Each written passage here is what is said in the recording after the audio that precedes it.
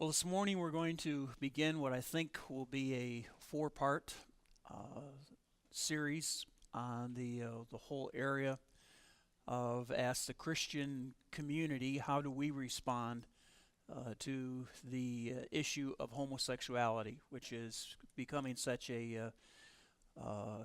large, huge issue in our culture today. It's an issue for people in the secular world, and it becomes very, very important for us in the Christian community to say, how are we going to respond? I want to begin, and we're just going to kind of take our time with this. That's the beauty of being in a classroom setting, is that you can kind of take your time and build. And there's actually a number of things that I want to do before we even begin to grapple with the issue head on.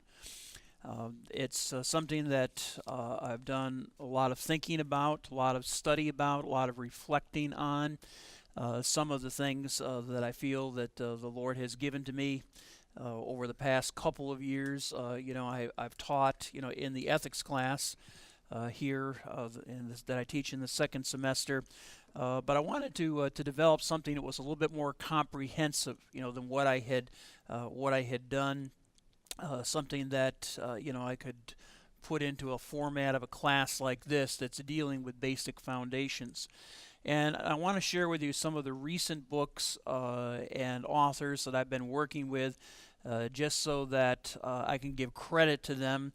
It's not like everything I say has come from these books, but there's a lot of things that I'm going to say that have been drawn from the perspective of immersing myself over the summer in a number of different books and writers. And so I want to kind of highlight from the beginning who some of those sources were. I mentioned this book to you a while back when we were touching on another area connected with this issue. And I want to put it up here for you again, just so you can see it. The Bible and Homosexual Practice, Texts and Hermeneutics by Robert A.J. Gagnon. This is a very, very scholarly book. Again, one of those books that has more footnotes on the page sometimes than it does text, and it really grapples in a great deal of depth, with different texts, and not only from the perspective of hermeneutics, but from the perspective of original languages. And so it's a very, very valuable resource. Also, a book that I've really kind of worked with over the past couple of years that has become very significant to me, entitled Slaves, Women, and Homosexuals, Exploring the Hermeneutics of Cultural Analysis. It's an interesting book because it kind of focuses on a number of different issues. Not as you can see, obviously one of them even being the issue of women and the great prejudice that has existed, against women in the Christian community and worldwide. And so that's a book that has been very profound for me as well. On more practical applications, a guy that you'll be hearing me mention a lot. We also will be probably showing some short video clips from this particular writer, Joe Dallas.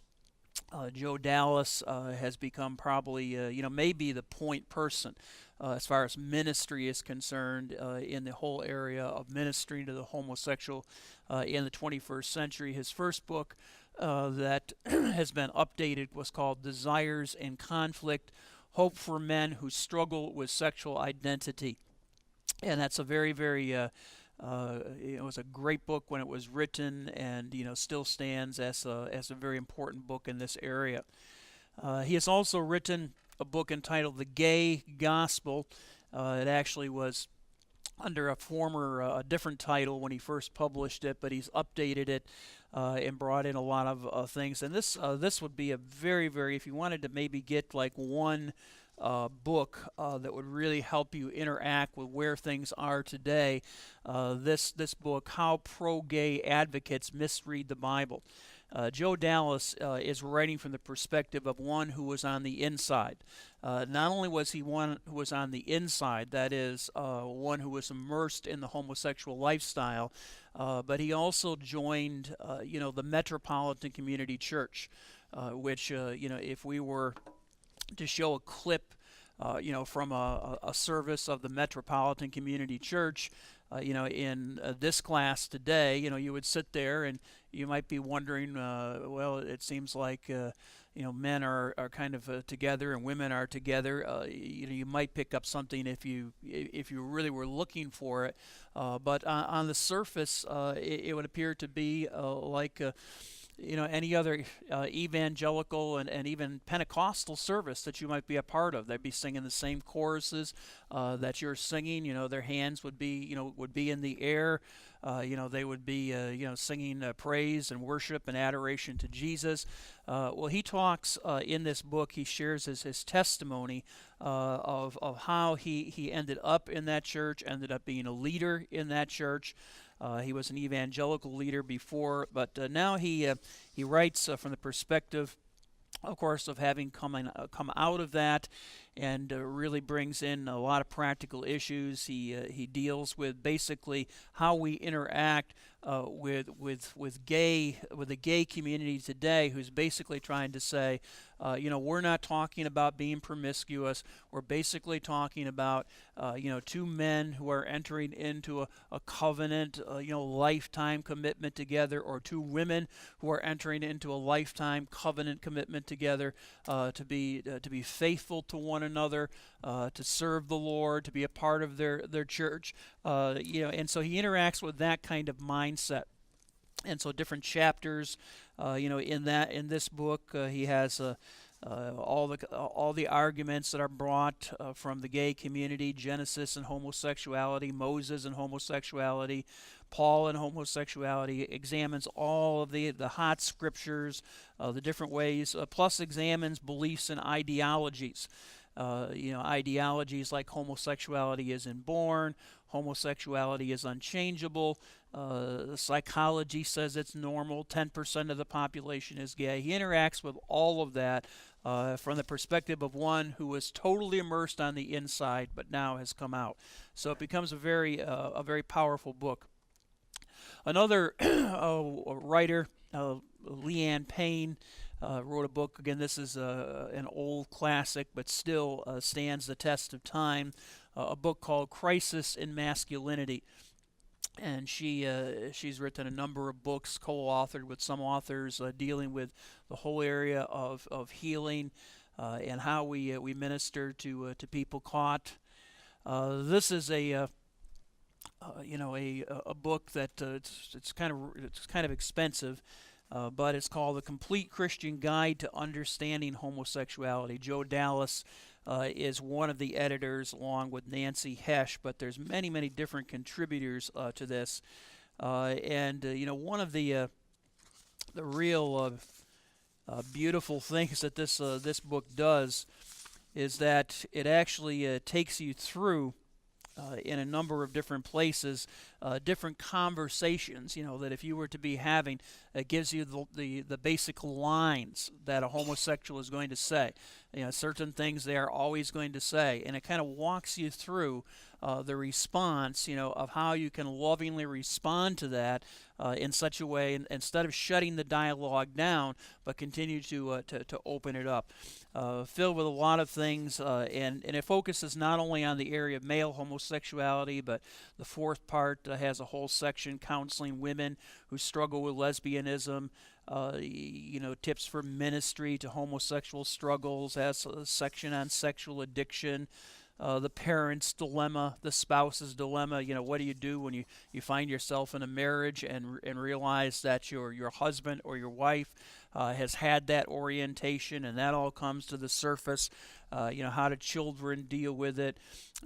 Gays in the military, gay parenting, pro-gay education in schools. It's basically an encyclopedia that covers it all. And so I wanted to, highlight those books for you because, I've drawn a lot from them. And so anything that I say, I can never be accused of plagiarism because I gave honor in the beginning. Well, I put the whole umbrella title for this particular teaching, what I would call an apologetic response to the homosexual community. Well, now I want to pause just for a moment and to say when I'm using the term apologetics here, I'm using it from the standpoint of the theological discipline. I'm not talking about saying to the homosexuals, I want to talk with you and I want to begin by apologizing. Now sometimes that may be very appropriate, as we're going to see, in a few moments. Sometimes we have to stand before unbelievers and say, I'm sorry, for the ugly caricature that has at times been presented to you of what Jesus is really like. I'm sorry about that. But that's not what I'm talking about here. Apologetics is comes from the Greek word apologia. It's a word that's used in the Bible, especially, of course, the New Testament a number of times, and it's talking about a very active defense. It's the word that Peter uses when he says, always be prepared to give a defense for the hope that is in you. The word there is apologia. Peter is saying, you need to be able to interact with unbelievers in a very, very strong way, in a loving way, yes, but a strong way. And so that's what we're talking about when we're saying we're going to develop an apologetic response to the homosexual community. I take a phrase from, actually it's a one-chapter article by Tony Campolo in the book that's entitled 10 Hot Potatoes That Christians Are Afraid to Touch. And the title of that chapter in Tony Campolo's book, which is actually a book down in our library, is Does Christianity Have Any Good News for the Homosexual? Now, the good news that Tony Campolo is going to share in that article is going to be very different than the good news that I'm going to share. Matter of fact, I'm going to come at a later point. I want to give you some excerpts from that article. But just to say, for the beginning, that basically Tony Campolo comes to the conclusion in that article that it is impossible really in the end for a homosexual person, whether you're talking about male or female, it's really impossible for them to change. And so the good news that we have to create is to create a certain atmosphere in our church that will give them what he calls the grace of entering into a homosexual covenant, because in the end it's impossible for them to change any more than a leopard can change its spots, or a zebra can say I don't want to have stripes anymore. And that article has come under a lot of attack by different organizations that are seeking to minister to homosexuals, and we'll interact with it more down the road. But I kind of like the phrase that he uses. Do we have any good news for the homosexual? And my response to it is the answer is absolutely yes. If, and I kind of explode the word if there on the slide, we exercise our ministry with both grace and truth. I want to basically begin this four-part series by really kind of outlining for you what I consider to be a philosophy of ministry. A philosophy of ministry that not only applies to this area, but any area. And there have been times when the Christian community has responded in a way that, from my perspective, that really honors the Lord in connection with social issues. But at times, the Christian community has responded in a way that has produced really ugliness and distortion, and has created a certain image for the non-believers, where they have come to a conclusion that, well, this must be the way Jesus looks. This must be the response that Jesus would have to the situation.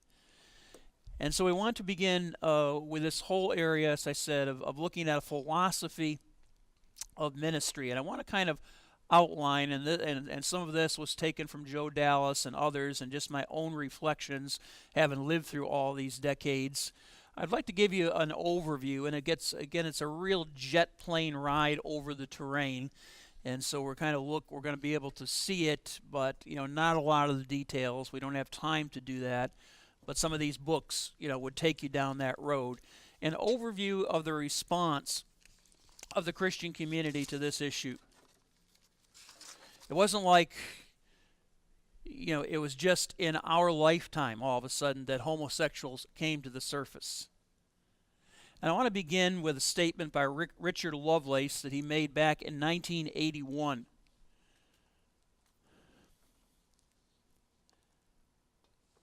And he made this statement. You're not going to have time to get it down, but I want you to see it. Most of the repenting that needs to be done on this issue of homosexuality needs to be done by straight people, including straight Christians. By far, the greater sin in our church is sin of neglect, fear, hatred, just wanting to brush these people under the rug. I don't know how you respond to that, but that was a statement that was made back in 1981. It was actually taken from the book that Lovelace wrote entitled "Homosexuals Can Change." And it was a quote that made its way into the February issue of Christianity Today in 1981. Lovelace was professor of emeritus of church history at Gordon Conwell Theological Seminary, and has done a lot of work in ministry in that in this area, of ministering to the homosexual community. The gay rights movement basically began to emerge in the late 1960s. The 60s was a time of tremendous social upheaval. The sexual revolution was taking place heterosexually. The book written by an Episcopalian clergyman by the name of Joseph Fletcher, a book entitled Situation Ethics. The subtitle of the book was The New Morality. And that just totally changed culturally the way people looked at sex outside of marriage. There was a change in the whole concept of what truth is. And, if you go back into even the 1940s, the early 1950s, if you would have said, for example, to my mother, when she was going out on a date in high school, if you would have said to her, I want you to go out on this date and make sure that you're a good girl. Well, and I'm assuming that my mom would have actually heeded that advice, but whether a woman of that age would have heeded that advice or not is really not the point here. The point is that she would have understood what you meant when you were saying that. There would have been a certain understanding of what a good girl would do or wouldn't do on a date. If you say that to a truly modern person, now today, be a good girl. And, the definition and the application of what that means, would have many, many different areas. The whole understanding of what is truth changed. And it came, a lot of it, in the area not just of, gay community, but in the area of, the license that was there with heterosexual as well. But the gay rights movement began to emerge in the late 60s and the early 70s. And the response of the church initially, we're talking now about the true church, was basically from 1969 to about 1976 was one of silence and neglect. By and large, the church was silent. And at this time, virtually no efforts were made to to extend the gospel to this people group. It's a group that was emerging, and other subcultures are beginning to emerge at that time as well. And the church goes after those subcultures. But if you look at church history, there was basically no response of the church. When things were really beginning to show themselves, to manifest themselves, basically the church was just silent about it, almost like she had her head in the sand. If we neglect it and ignore it, maybe it will go away. The silence and neglect changed to an intense roar. And again, these are things that are very powerful and fragrant still in my own memory, because I'm old enough to have lived through these decades. But it began with the Anita Bryant Save the Children crusade in Dade County in 1977. Anita Bryant was very open about her evangelical testimony, her belief in Jesus, her belief in the Bible. And what happened in Dade County, Florida, and again, you don't have to write all this down, but I just want you to kind of see it. On January 18th, 1977, the Dade County Commission approved a law that would outlaw discrimination against homosexuals in employment, housing, and public services. It was basically a bill that was trying to establish civil rights for homosexual people. And this is a practical issue. You got to ask yourself, whatever your stand is going to be. Do you, in your stand against the practice of homosexuality, do you feel that they should be denied their civil rights? Do you feel that they should, if they applied to live at an apartment complex, which was one of the issues that was involved in this, there was application that was made, and if the person who was renting the apartment found out the person was a homosexual, there was basically a prejudice that said, no, we're not going to rent to them. We don't want a homosexual living in this apartment complex. And so that particular law was basically guaranteeing that you couldn't discriminate against someone on the basis of civil rights related to employment, housing, and public services. Anita Bryant began her crusade and organized a national campaign which so brought the Christian community together that the pressure caused them to have another vote that actually overturned that law.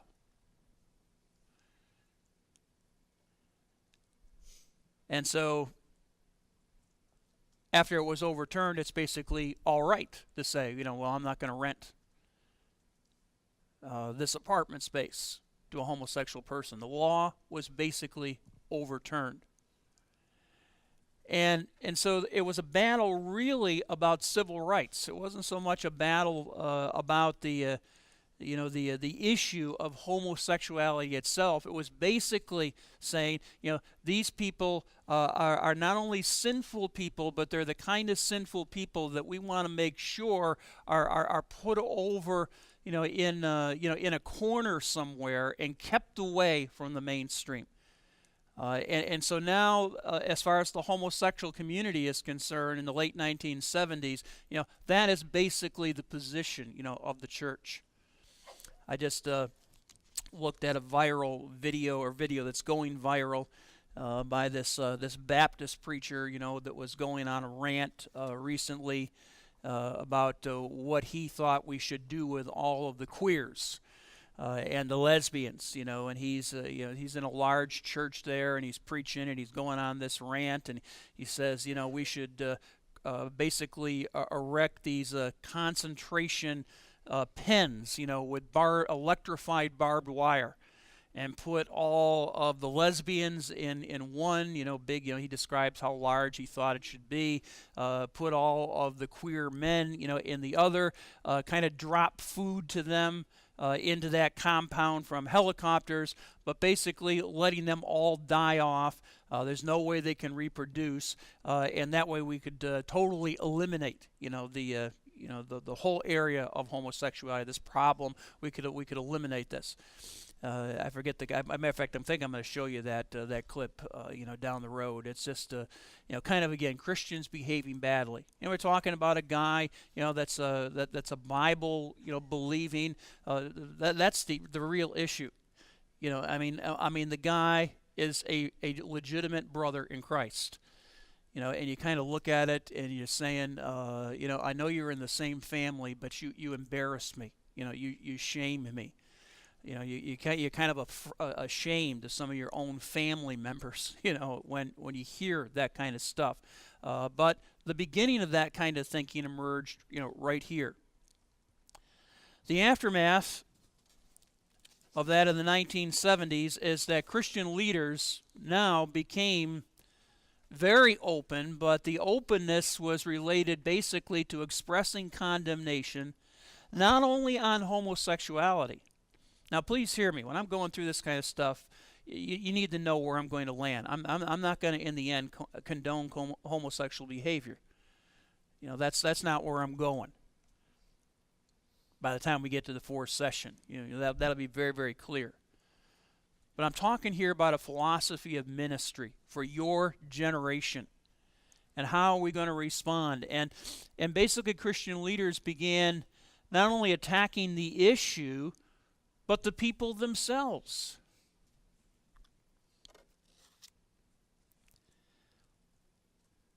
Christians exploited the stereotypes. They're all promiscuous. They're all effeminate. They all practice vile deeds in public places. They are all a serious threat to our children. Problem, of course, that Joe Dallas points out and others is that some homosexuals fit that description, but many don't. Television evangelists used to drive me crazy. I mean, televangelists drive me crazy basically anyway. I try to watch them a little bit just so I can stay connected with what's going out across the airwaves. I usually can only tolerate about 12 to 15 minutes of it before my blood pressure goes up to the place where I'm ready to have a stroke and I need to change the channel, to something that is less stressful for me. But I remember one of the television evangelists, and I'm not going to name who he was, but if I said his name, you all would know. He entered into one of those homosexual rants, on stage. He was just strutting like a peacock back and forth. And he not only began to condemn the issue, but began to do it in such a way, where he began to take on all of the stereotype affectations that he considered to be the mark of homosexual people. The effeminate and even a certain lisp, and of course he's in a big stadium, and there was there was probably 20 to 30,000 people that were there, and they're all roaring, they're all laughing. Everybody thinks it's hysterical. And the more laughs he's getting, the more he acts it out, on stage. And of course I'm sitting there from the perspective of saying, if I was a person who was struggling in that area, I probably wouldn't have found myself into that crusade, for one thing. But if I would have found myself in that crusade and would have seen that and then heard the response of the Christian community around me, I would have come to the conclusion that would have said, you know what, there's no way I could ever be open and honest with these people. There's no possible way, I could ever really get open and honest about a struggle I would have with Christians. This is basically the attitude that people have. We sent, quote from one of the books that I put up for you a moment ago, Desires and Conflict. We sent a strong message to the gay community in those days. We'll fight you every step of the way. And although we claim to love souls as Christ loves them, we don't care much for yours. What we do care about is your defeat. And that will be the focus of our efforts when we deal with you. That is a message, Joe Dallas says, they will never forget. We're going to fight you every step of the way, basically says, we're going to make sure, you can't rent in our apartment complexes. We're going to make sure that you're denied your civil rights. We're going to make sure that you're pushed off, into some side ghetto, where you're basically going to be removed, from society. And then came the 1980s with the AIDS epidemic, which to me was an incredible opportunity for the church to rise. Thankfully, NYSUM, New York School of Urban Ministry, there was one hospital down there that had so many people dying of AIDS in it, they called it the AIDS hospital. And they allowed our students to go into that as one of the major outreaches. Although you had to sign a thing, you had the option of declining that. And many of our students did decline it. I would say probably about half of the students that went down there, the sophomores, said, no, we're, that's really not what we're into. But my daughter, the one who is with the Lord, she loved to go to that hospital. Matter of fact, I'm still touched. I can just picture this unfolding in her ministry to this woman. She was sitting with a woman that actually died while she was down there, and she sat with her and prayed with her, and she had a watch that had been given to her on her birthday. It was a special watch, and the woman who was dying admired the watch. Said, I always wanted to have a watch like that, but I guess I never will now. And my daughter, took the watch off her wrist, put it on the hand of that dying woman, and said, "It's yours now." And that was the way many of our students, responded, ministering to those people. But basically, the church showed little compassion as the ravaging images began to emerge. The dominant message of the televangelists was, this is God's judgment on the perverts. They're getting what they deserve. I believe God gave us a great opportunity to touch the gay community with the gospel in the 1980s. With compassion. People were dying alone in desperation. And basically the church failed to provide missions, hospital visitations, comfort, and even a call to action. Another one of those missed opportunities.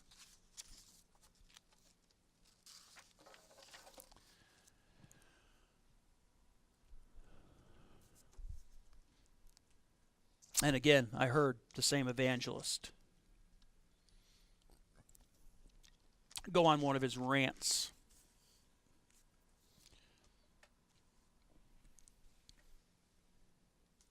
Maybe there was a portion where it was the judgment of God. But the bottom line is people were hurting. People were desperate. People were vulnerable and open. There's nobody that's not going to respond to love. My daughter was able to pray with that woman before she crossed over into eternity. There's no person that's not going to respond to love, or very few anyway. When there's a genuine compassion in that kind of situation. To quote Joe Dallas again, the greatest chance of a decade went up in smoke before our eyes. Our pronouncements of judgment did a little good for these people. Doing good to them was relegated to the liberals, the New Agers, and the gays themselves. They filled the gap we should have bridged from the beginning. While we pointed our fingers, the non-believers and the cults extended their hands. If the message in the 70s was one of contempt, the message of the 80s was one of indifference, even in the face of death. Quoted from Desires and Conflict, page 254. Since the 1980s, our response has been a synthesis of silence, contempt, indifference, and hostility.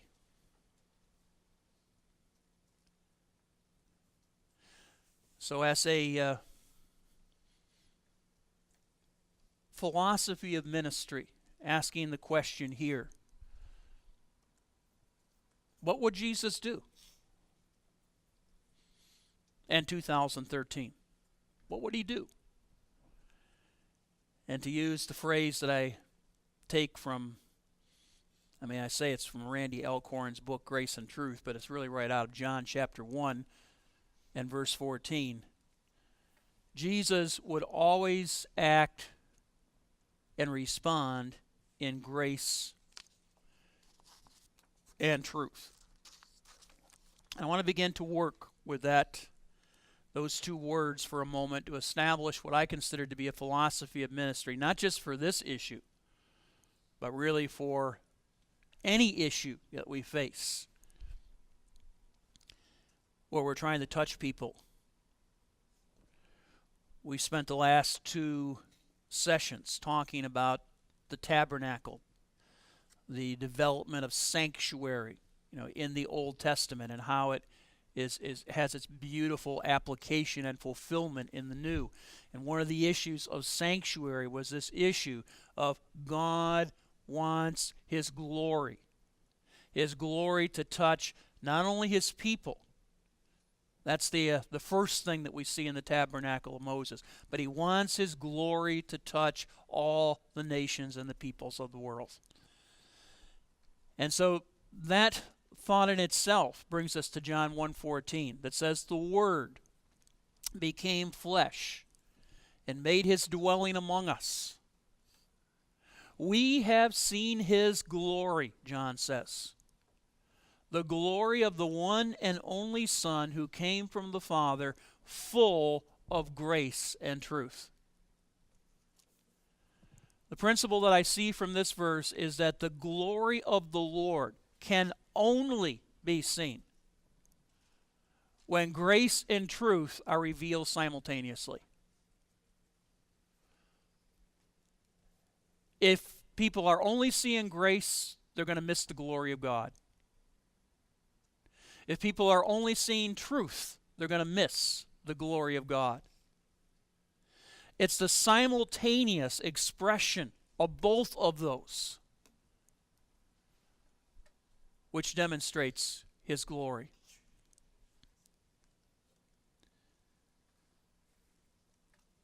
And I think that past generations, in the little outline that we've just looked at, put a strong emphasis on truth, totally ignoring grace, and in the end the truth becomes distorted and ugly.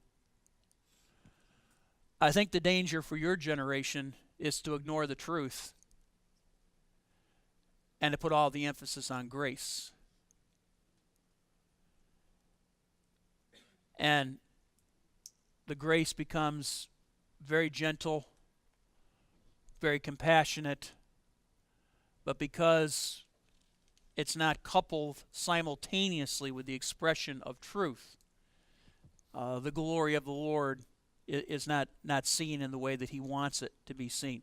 Let's play a little bit more with that kind of thought. Truth without grace breeds a self-righteous legalism that drives people away from Christ every single time.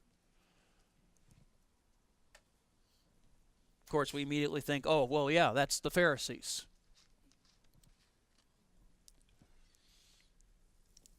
But I'm telling you right now,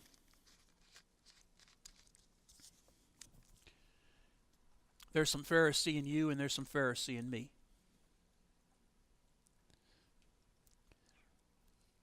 And if you don't see it, you need to ask the Lord to help you to see it so that you can take that to the cross.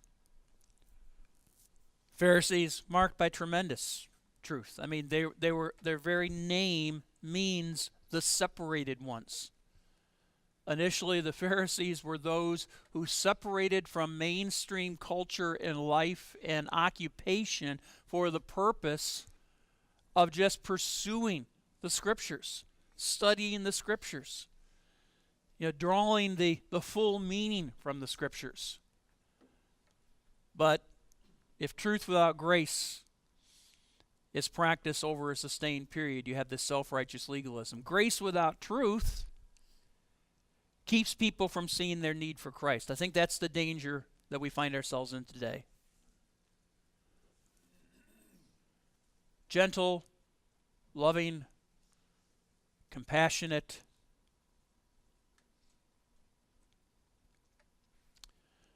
but in the end, the glory of the Lord is missed because it's all grace and no truth, and so people really don't see their need. By the way, it's interesting to me in light of that statement that many gay people, if they did find themselves in a church, kind of felt like, I don't think I could really be open and honest.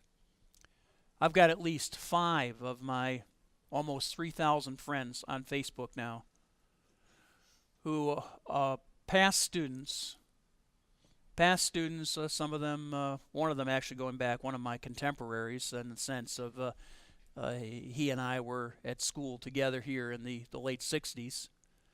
But a number of others who were my students for 3 years, graduated from Elam, who now are openly, involved, in the not only in the gay lifestyle, but living with partners and very, very open, about that, on their Facebook pages.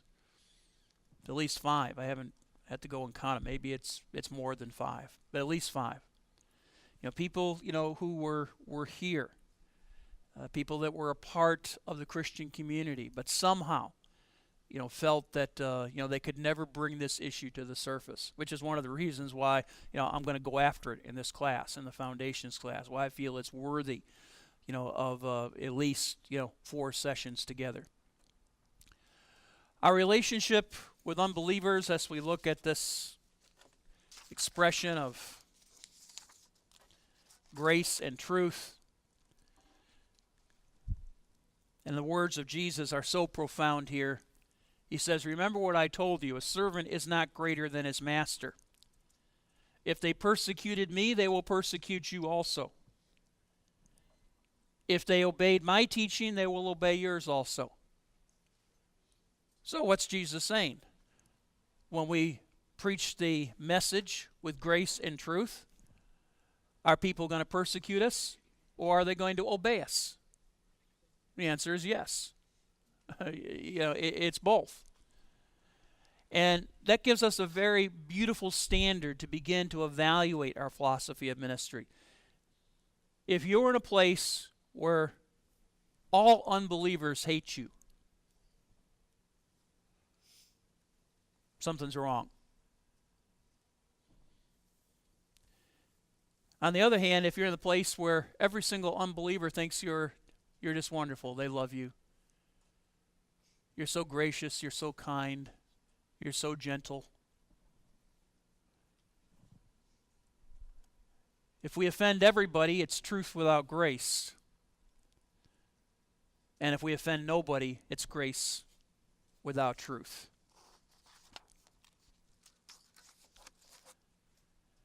And to establish a philosophy of ministry that we can kind of lay hold of, I want to articulate some thoughts when we come back together on Wednesday from the great apologist of the last century, Francis Schaeffer, who really captures, long before Randy Alcorn writes his book, Grace and Truth, the issue of what really constitutes a loving philosophy of ministry that's based upon God's grace and also based upon His truth.